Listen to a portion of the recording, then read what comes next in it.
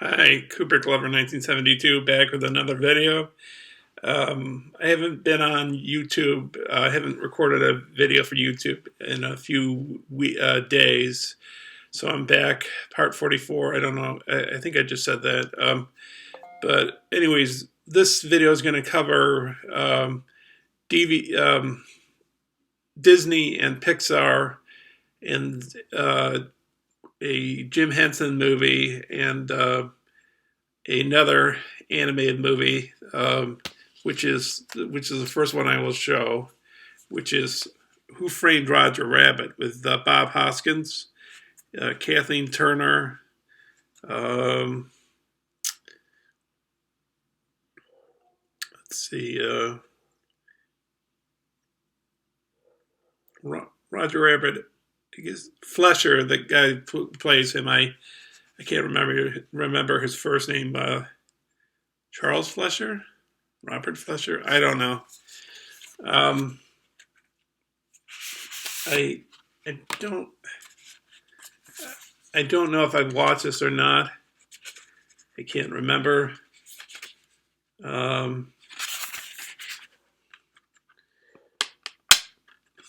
This is a movie that combines live action with animated figures. Christopher Lloyd's also in this. And there's a place called Toontown, which is a place where the cartoons live, and then the regular world that humans live in. And the anime character Roger Rabbit, he gets framed for murder. I think it's for murder. And the Bob Hoskins character, he's at Roger Rabbit asks that Jessica Rabbit, that's Roger Rabbit's wife, played by Kathleen Turner.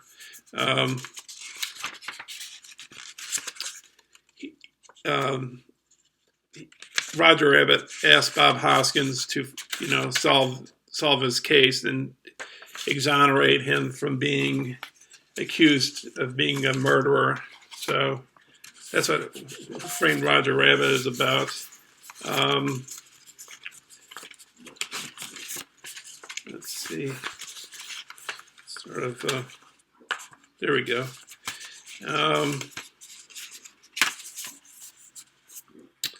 Anyways, let's see. Let's take a look at the special features. It's kind of hard to. Oh, there we go. You have a theatrical shorts, Tummy Trouble, Roller Coaster Rabbit Trail mix-up. You got Who Made Roger Rabbit, which is a mini documentary hosted by Charles Fleischer. That's the guy's name who played Roger Rabbit, the voice of Roger Rabbit. Trouble in Toontown set-top DVD game. Audio commentary with filmmakers Robert Zemeckis, who directed Back to the Future, Castaway, Flight. I believe he directed Flight. I think so. What else has he directed? I think it's called I Want to Hold Your Hand. It's a Beatles movie that he made for Steven Spielberg. He made, what else did Bob Zemeckis direct?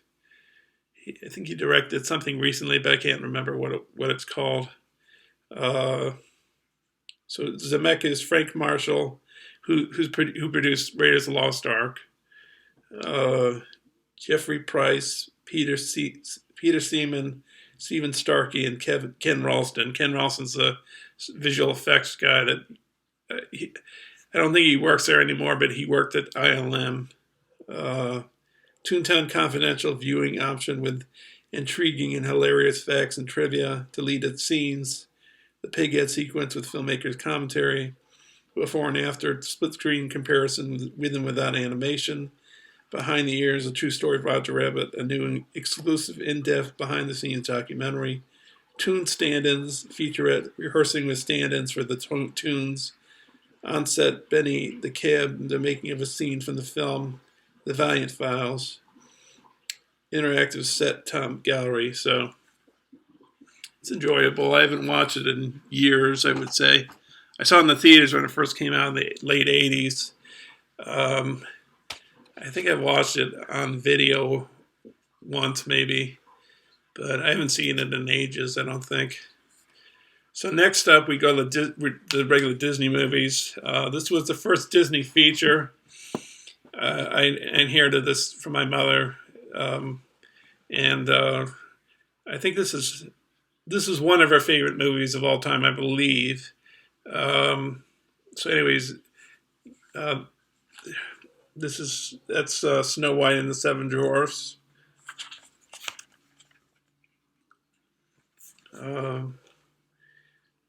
What else does it have on here? Snow White returns newly discovered archival storyboards, with Walt planning a sequel. The one that started it all. See how Snow White changed the world. According to American Film Institute, it's the greatest animated film of all time. So, let's see if it has some stuff inside here. Well, it has this booklet.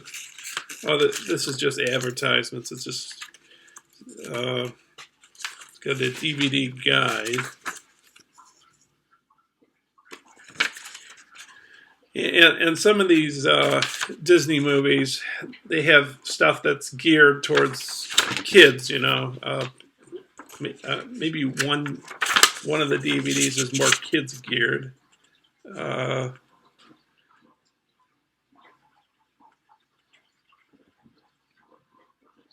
Yeah, so yeah, but it has some stuff that adults can watch as well. Like music videos they have, and I won't really. I don't think I'll get into the music videos or anything like that because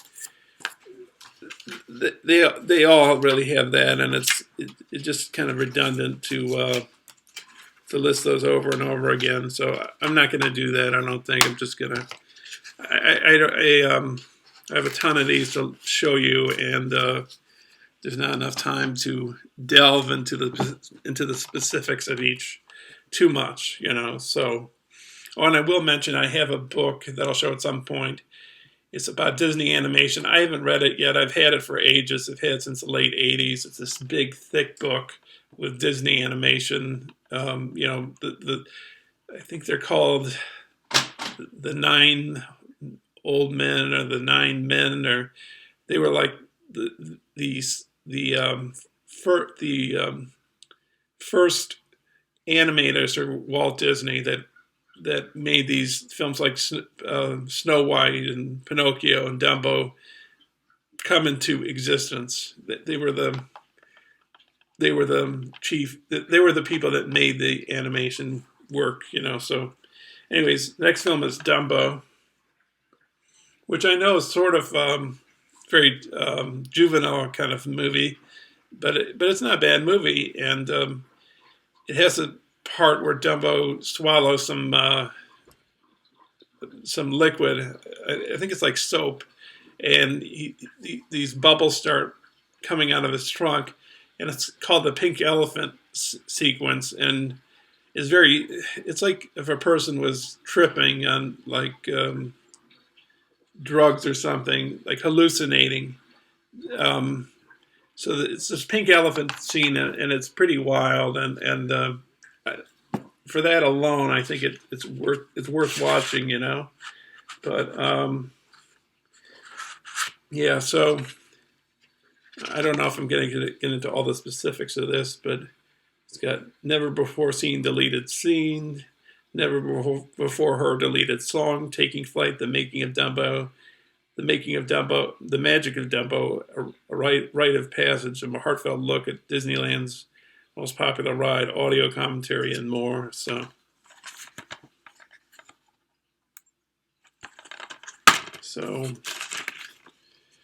yeah, there's not really any booklet that comes with this. So anyways, that's Dumbo. Next up is this enjoyable movie, Pinocchio.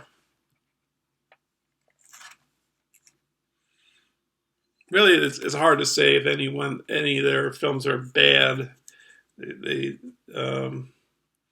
There's This film's 70 years old, or well, when I bought it was 70 years old. It's probably older, and now it's pretty few more years older than that. Um, let's see. It's got deleted scenes, alternate ending, all new making of Pinocchio, the Sweatbox, Walt Disney's artistic viewing review process. So,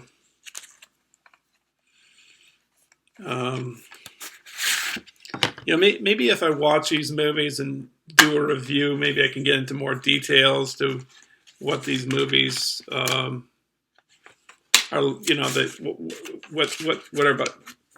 What are the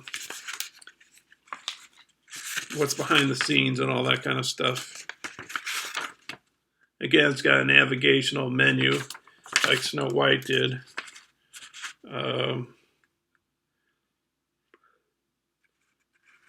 It's got some stuff, behind the scenes stuff here, but it's also got, at least has one thing: games and activities, Pinocchio's puzzles, which I think is more geared towards kids than games and activities are another one. Pinocchio's matters of fact. So, it's supposed to be I guess it's supposed to be like a teaching tool to kids, but it does have some behind the scenes stuff for people that, are into that as well. So that's Pinocchio. And next up is one of my favorite Disney movies. Oops.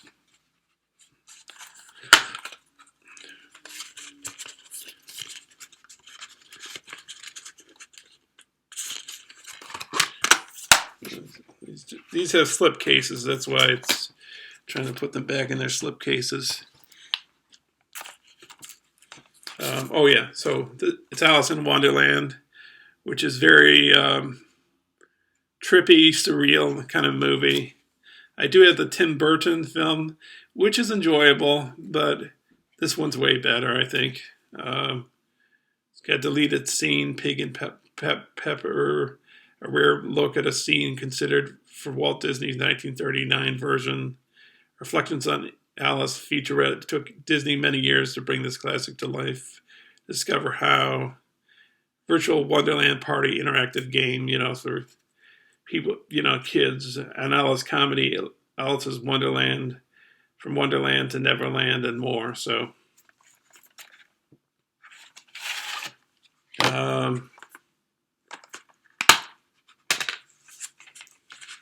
I don't. Again, it just has ads in here, so I'm not gonna delve into that. Really, I don't think I need to delve into that.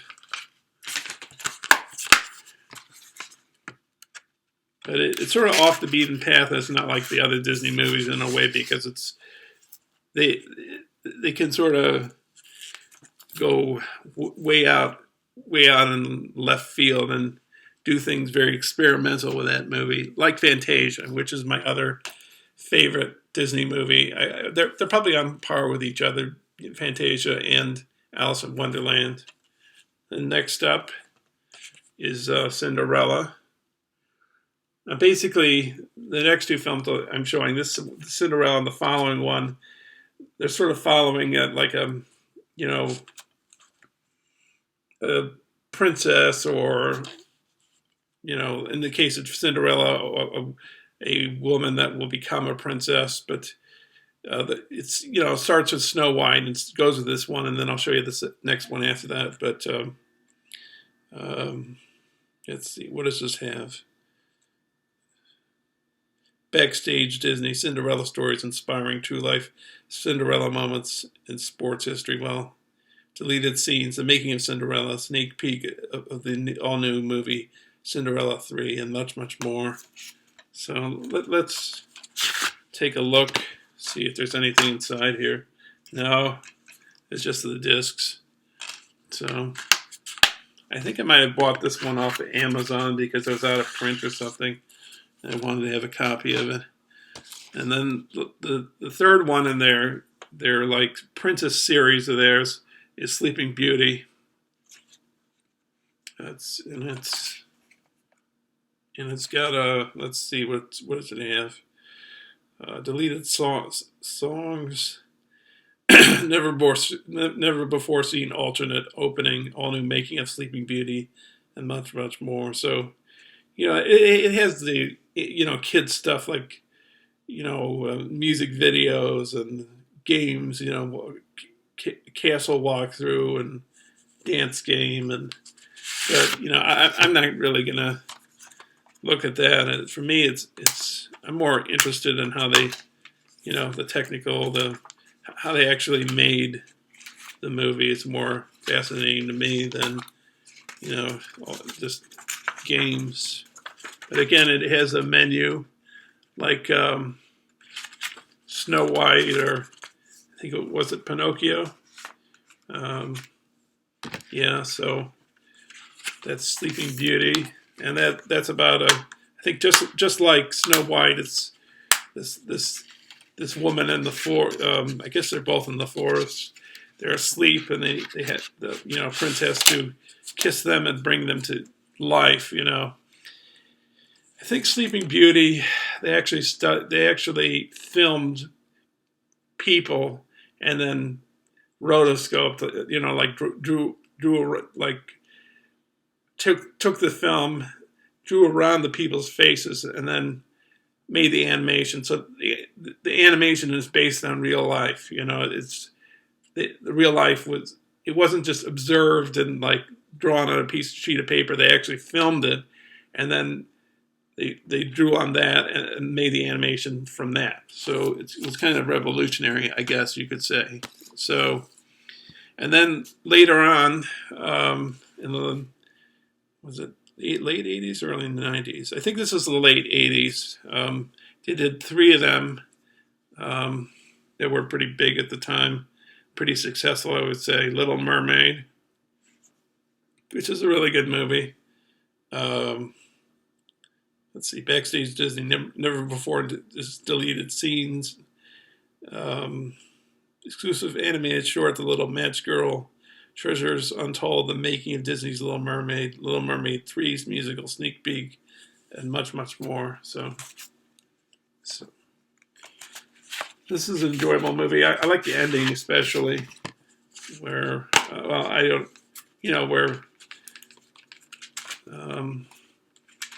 the Ariel's in danger with something possibly going wrong for her. So, but again, games and activities for kids, deleted scenes, and backstage, for adults or kids, if they want to know how the film has been made. So that's The Little Mermaid. And of course, these Disney movies come with a bunch of ads. So I'm just going to put it back. Show you the discs. Nothing much to them right there. Well, just pictures, of the animated characters. Next up,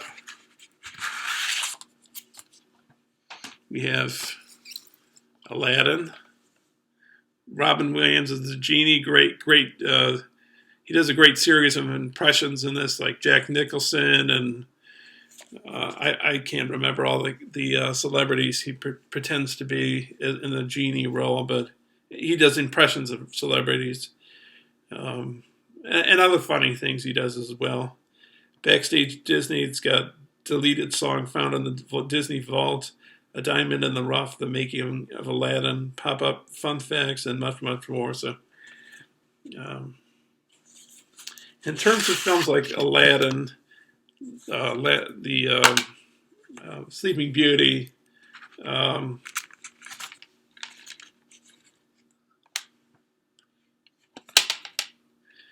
I don't have in that Disney book any information on how they did that, because that book was printed before that. So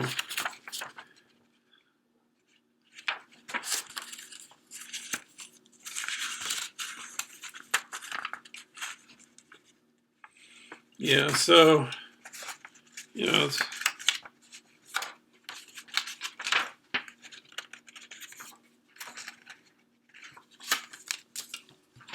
that's Aladdin.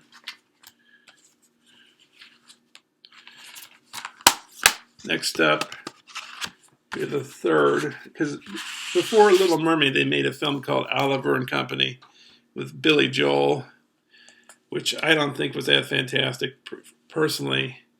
But, you know, everybody has, I don't know. I don't think it made a lot of money in the box office. I did see it at the theater, Oliver and Company. And I think Disney was kind of stagnating at that point. Before Oliver and Company, maybe they had some good movies before then. I think The Great Mouse Detective was made in the 80s. I haven't seen The Great Mouse Detective. I know it used computer technology at the time that was sort of revolutionary. The Rescuers, I think, was made in the early 80s. I don't have that. But anyways, so they followed up Aladdin with Beauty and the Beast. And this is a special edition.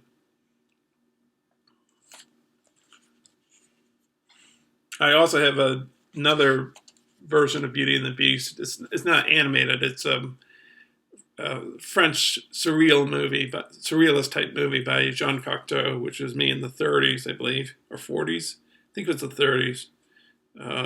It's got 3 enchanting versions of the film. Never before released behind-the-scenes footage. Some games, Celine Dion and Peebo Bryson music video.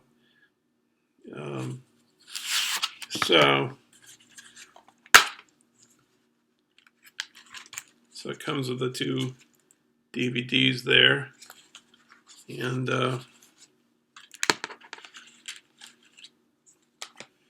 let's see what it has to say here.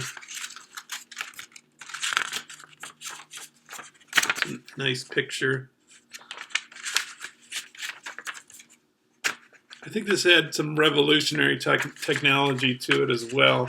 And I believe, I think I could say this. I think I'm pretty positive on this. I'm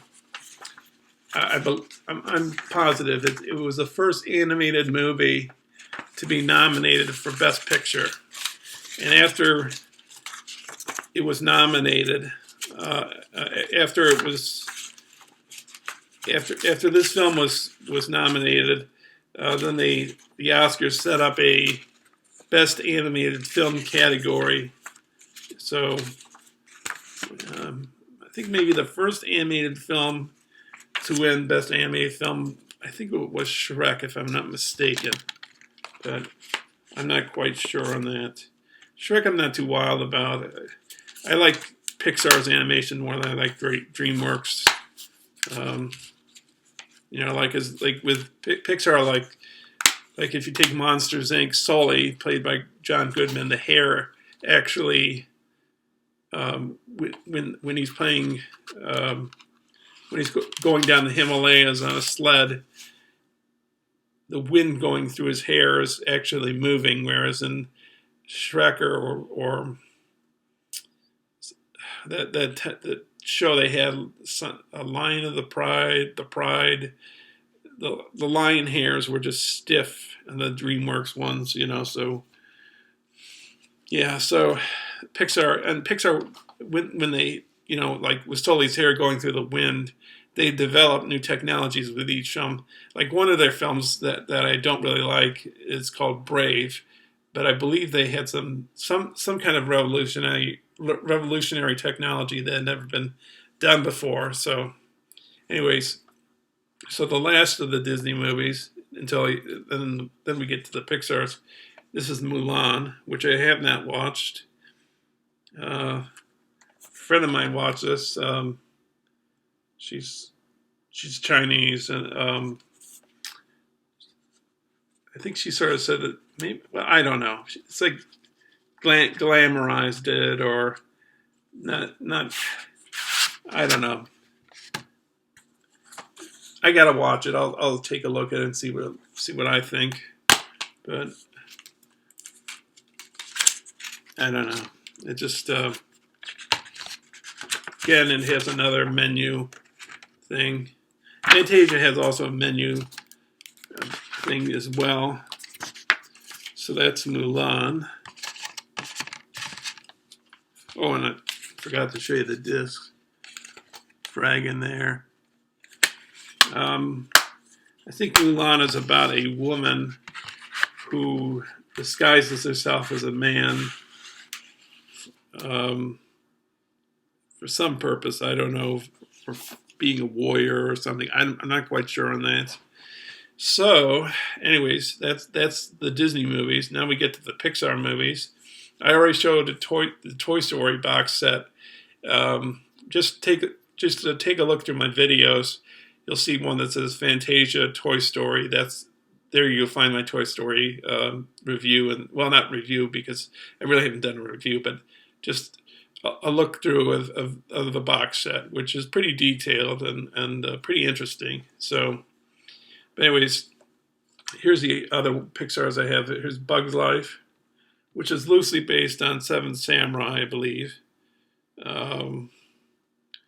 is browse character designs, concept art, and color scripts, view abandoned sequences, laugh out loud at hilarious outtakes, watch Pixar's Academy Award-winning short film, Jerry's Game, plus much more. So, I love Pixar movies. They really, not only does the animation look fantastic, but the process of how they do it is unbelievable as well. So,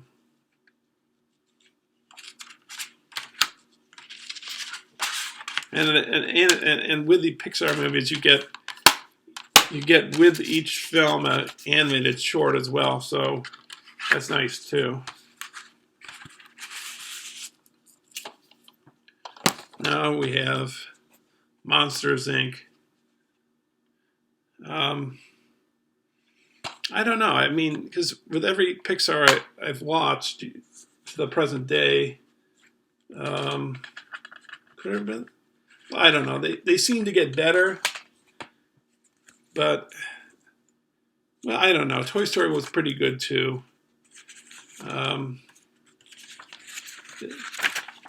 They just do amazing films, and they keep doing amazing movies.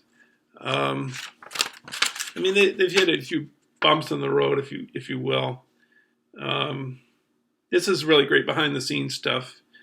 If you're interested in, learning about how they make Pixar movies, it's also got the animation, the short animated film for the birds.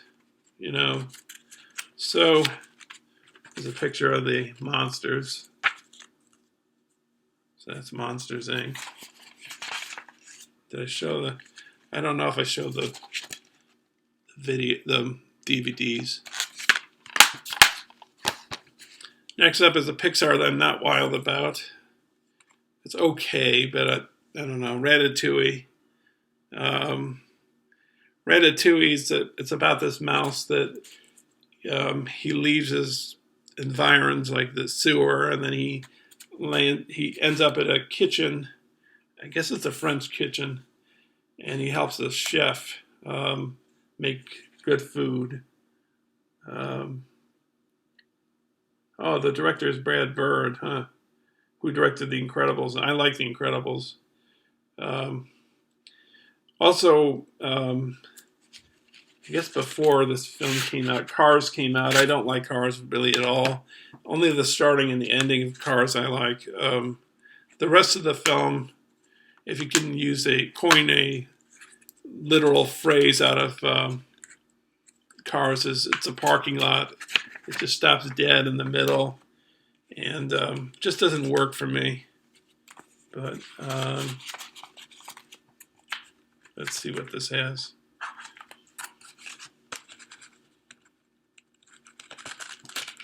Just scene selections, bonus features.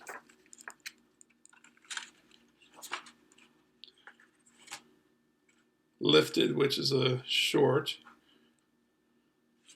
It's got another short, Remy, the main character, I believe the mouse is, and Emile present your friend the rat. So there's that. Next up is a Pixar that was my favorite Pixar until I saw. I still like it. It just there were two that followed it that I found even better. But anyways, it used to be my favorite. It's still a good one. Finding Nemo. I'm pretty sure everybody knows what this movie's about because it's Nemo is kidnapped and his father is trying to rescue him, and Dory, played by Ellen DeGeneres, is trying to help him. The father's name is, what's the father's name? I'm trying to remember. I can't remember. Marlon, yes. So he's played by Albert Brooks.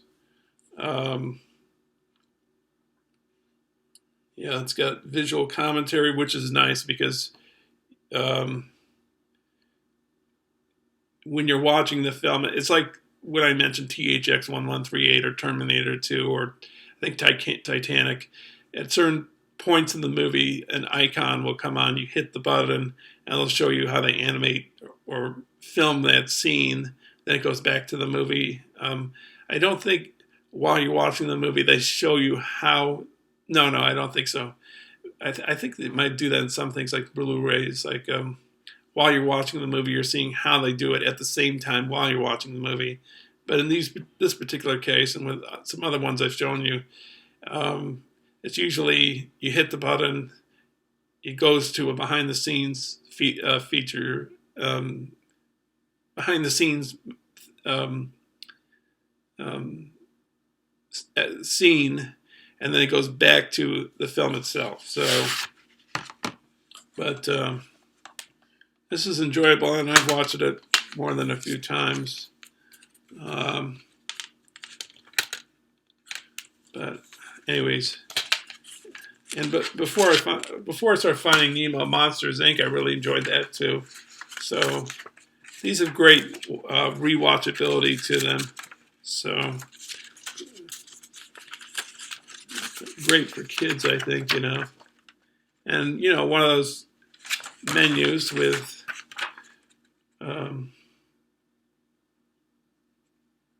kid stuff, to keep the kids occupied, and also behind-the-scenes stuff that maybe kids, but also adults would be more interested in. And Pixar seems to make movies that are not just geared towards children, but adults can relate to them as well. So, so that's Finding Nemo. Next up, this is I don't know if I've watched this film on my DVD copy of it, but I've seen it at the theater. Pretty fantastic. I've watched some of the special features. It's WALL-E. It's pretty interesting because there's hardly any dialogue until later on in the movie. So it's pretty unique how they do that. Bernie is a hilarious all-new animated short, which is a character in the movie. Presto, amazing animated theatrical short film, deleted scenes. Sneak peek WALL-E's tour of the universe. WALL-E takes you on real ride through space. Animation sound design, building worlds from the sound up. Legendary sound designer Ben Burtt shares secrets of creating the sounds of WALL-E. Ben Burtt, he's the guy who designed the sound effects for Star Wars. The roar, the TIE fighters, the lightsaber sound. A lightsaber sound he got, I guess he put a microphone near a electrical wire or some kind of electrical conduct. I don't know. He put in there some sort of electrical equipment, and that's how he got that sound for the lightsabers. But he's a legendary sound designer. Audio commentary with the director Andrew Stanton. Pixar story by Leslie Ewerks, an award-winning filmmaker, tells this riveting story of the innovative company that revolutionized Hollywood. So, if you want to know the story of Pixar, it's a good DVD to have for that. And I've watched that; it's pretty interesting. Additional deleted scenes, Wally's treasures and trinkets, hilarious moments. So, and then I'll show you. I don't think it comes out all the. Oh, it does come out.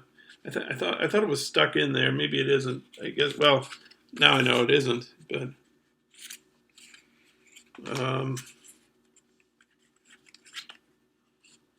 so you get the DVDs there. I guess it's a digital copy. The DVD here. Oops. These Wall-E ones they're in paper. They're not really. I don't know if they're really held that well in here.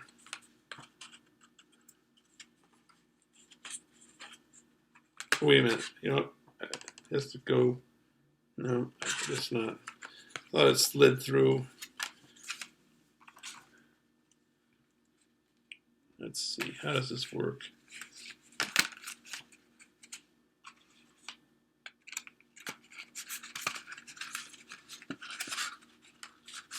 There we go. So that's Wall-E. Oh, I guess I have to put it the other way.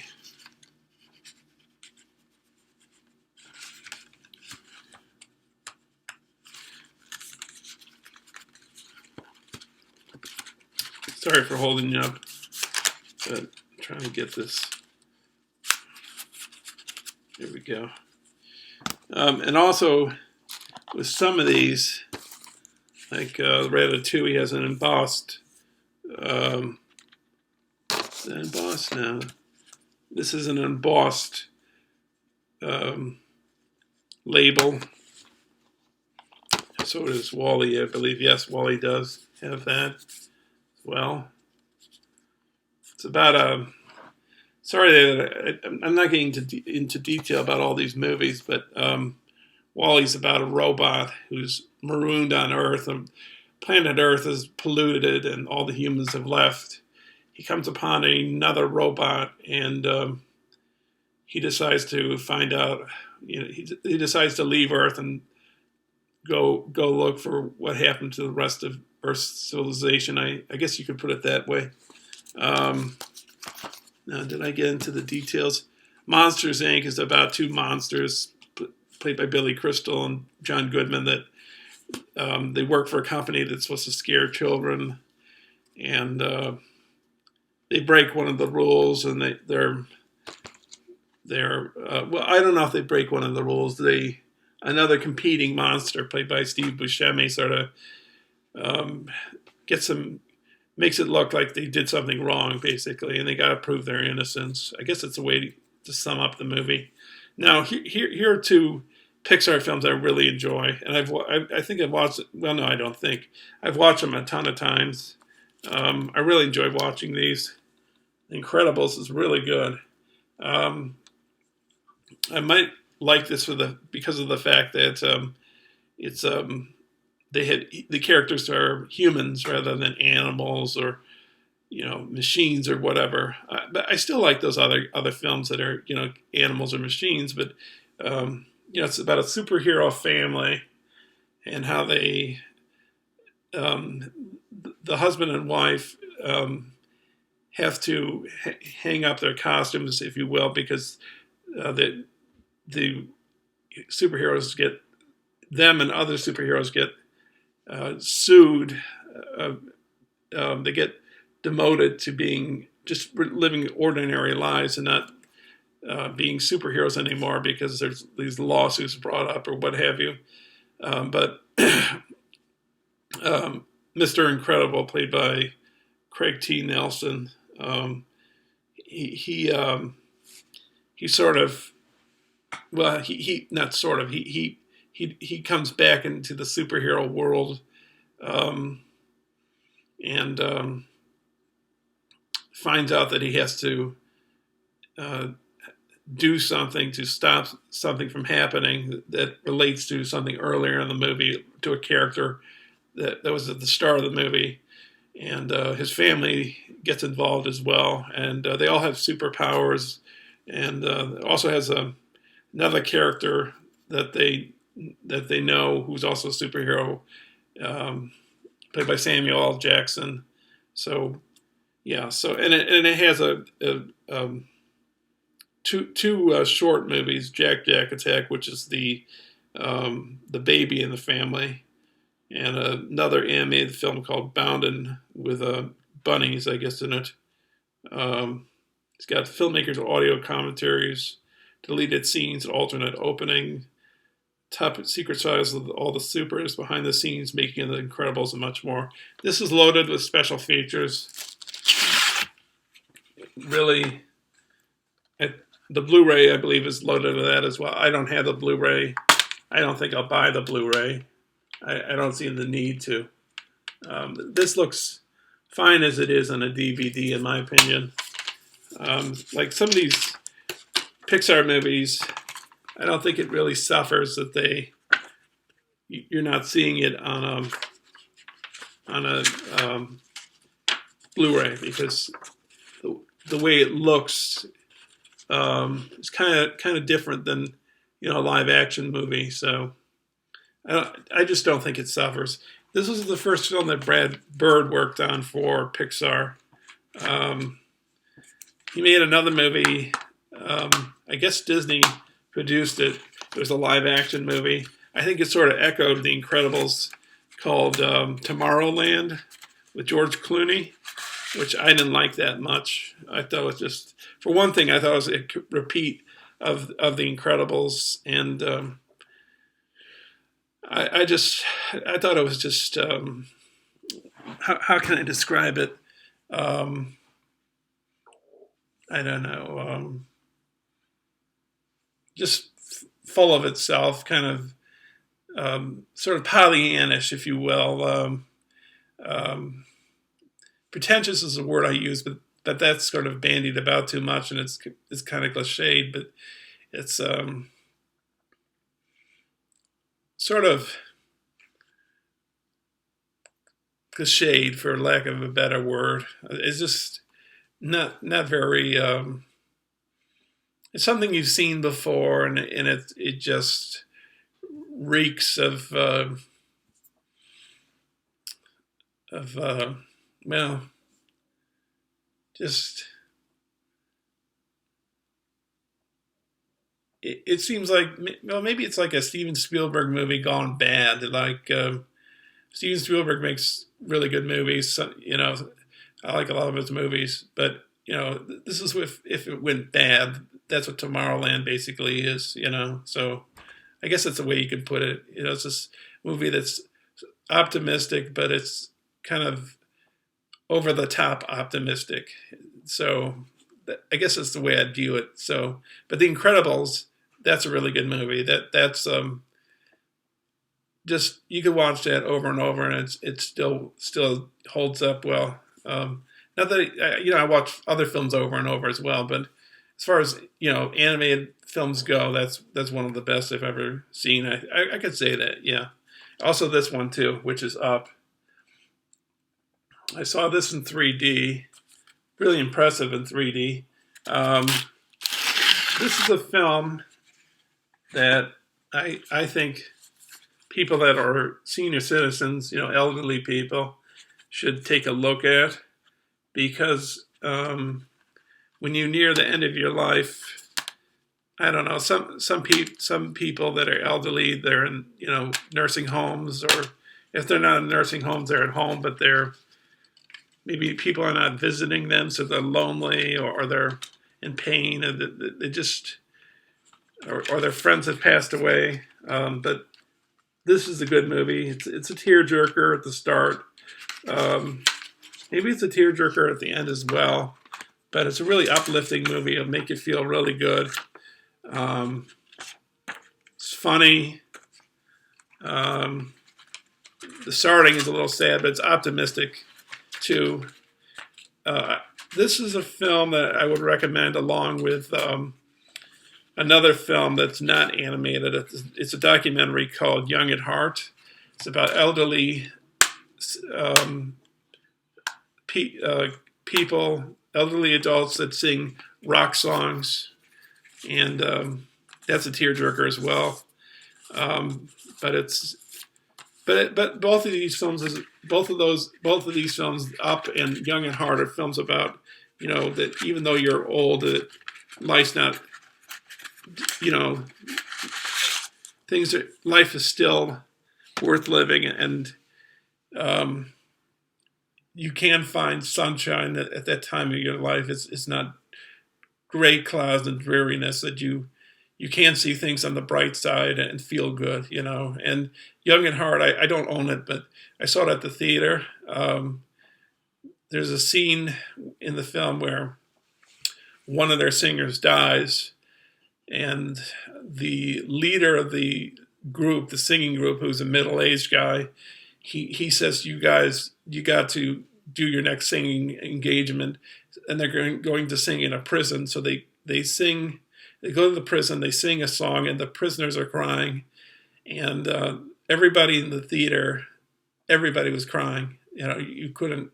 That's how powerful that movie is. So. Anyways, so let's get to the last Pixar movie.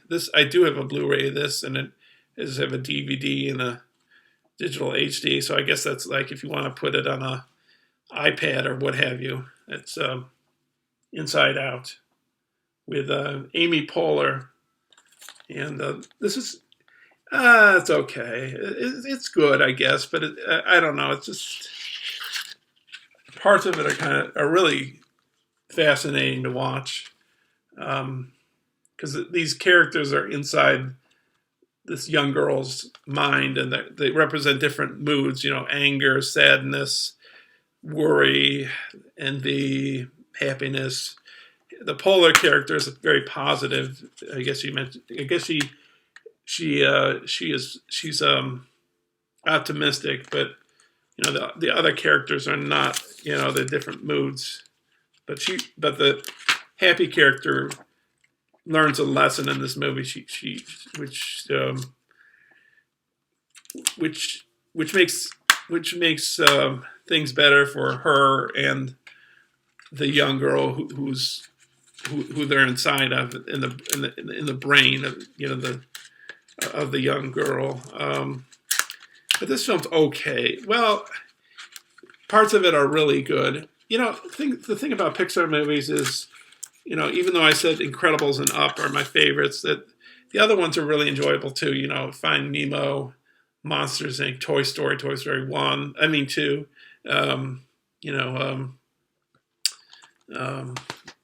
Bug's Life. I guess Bug's Life to a certain extent. But, these are just, they work really hard to make really good movies. And they've only had a few ones that I thought were kind of duds, which are Cars. Toy Story 3 only has a good starting. I didn't like Brave that much. I haven't seen Cars 2 because I just think it's just going to be the repeat of Cars. I don't know. Maybe I'll watch it at some point to be a completist, to see everything they've done. I haven't seen The Good Dinosaur yet. I haven't seen that, so I don't know what that's like. But I enjoy these movies. They're really good, and they're just great viewing experience. So the last for the video is another movie. This movie I saw when I think I was 9 years old. The effects now might look a little dated, especially the Gelflings, because they're like puppet characters, and they don't have eyes that dilate, so they look sort of fake in a way. But I think you can accept it in the framework of this movie. The Gelfling has to take a crystal shard, and put it into the dark crystal so things can be right again, because the Skeksis are trying to kill the Gelflings, and the Uru are trying to protect things and make things better. And they have other characters in this, like the Skeksis have these crab-like characters. I think there's these characters called the Pod People that are kidnapped or extracted by the Skeksis, and they have this, what's this woman's name? Ursa, maybe? I don't know. Woman with one eye. She takes one eye out, and I think she helps. Maybe she has the shard that the Gelfling is looking for. And then they have these things called Striders, which are these animals with like really long legs. I haven't watched this in a while, but this is very good, enjoyable movie. Because when I was a kid, I didn't own a video cassette recorder. We're talking early to mid '80s, and since I couldn't own a video cassette recorder, they were, incredibly expensive, and laser discs were too expensive. I saw this in the theater, and then I saw it on cable, somebody else's cable, because where I lived in Ohio at the time, cable that wasn't a lot, wasn't, you couldn't access cable where I lived. So anyways, I bought the book, The Dark Crystal, and the novelization of this movie, and I read it like 9 times. But glad to have that in my collection. So that's the video. That's it. So I guess it went on a long time, but I showed you a lot of Disney movies. I showed you a lot of Pixar movies. And I showed you two other movies as well that are kid-related, or they can relate to adults as well. So that's a video. So I got other directors coming up. I got Ridley Scott, Orson Welles, David Fincher, Steven Spielberg. What else do we have? Trying to remember. Oh, did I say David Cronenberg? I have him to go. Can't remember all the other ones. Some Blu-rays to show, some horror movies to show. Dario Argento, I have that to show. So keep tuned. I think I'm going to try and put some more videos up soon. So thanks for watching. I'm going to try to answer some comments. I'm sorry that there's a guy, Wolf, on here who's left a bunch of comments for me. And I know, Wolf, that I haven't responded back to you. Maybe I left you one comment. I'm not quite sure on that. And I have read your comments, but I don't know. I just haven't got around to doing it. But I'm going to try and get around to doing it, or, saying something. So anyways, that's the video. And we'll see you soon. And thanks for watching. Thanks a lot. Okay, bye.